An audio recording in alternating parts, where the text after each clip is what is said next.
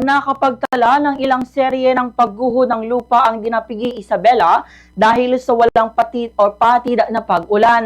Ayon kay Mayor Vicente Mendoza, nakakaranas sila ng sunod-sunod na landslide mula nang bumuhos ang malakas na ulan sa kanilang bayan. Naging puspusan ang isinagawa nilang clearing operations sa lugar, partikular na sa Barangay Dibulot to Aurora Road. Anya, unang naitala ang landslide nitong Lunes, subalit dahil sa malakas na pag-ulan ay muli itong gumuho. Sa katunayan, ilang mga sasakyan ang hindi nakadaan sa lugar noong Lunes, gayunman dahil sa maagap na clearing operations ay mabilis ding nalinis ang area sapagkat putik at tubig lamang ang kinakailangang alisin. Mapalad naman na walang mga residente ang naapektuhan sa serye ng pagguho ng lupa. Hindi rin nakapagtala ng panganiba para sa mga dumadaang motorista dahil may slope protection sa ilang bahagi ng kalsada. Subalit sa mismong lugar kung saan naitala ang pagguho ay walang proteksyon.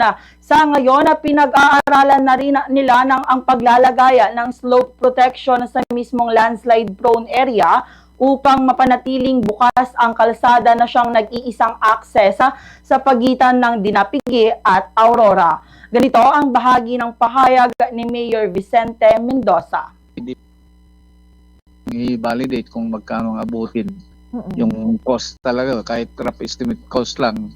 Kasi yung portion na yun ay talagang kailangan ng slope protection. So siguro pagka napasukat namin at malaman namin kung ilan yung distance niya para sa ganun, ma-estimate namin, ma-estimate kung mga ilang siguro ang amount ng magiging gastos. Opo. Sa atin po mga kababayan dito sa bayan ng Dinapigi, lalo na yung mga bumibiyahe, lalong-lalo na sa gabi, ingat-ingat lang kasi hindi natin maiwasan.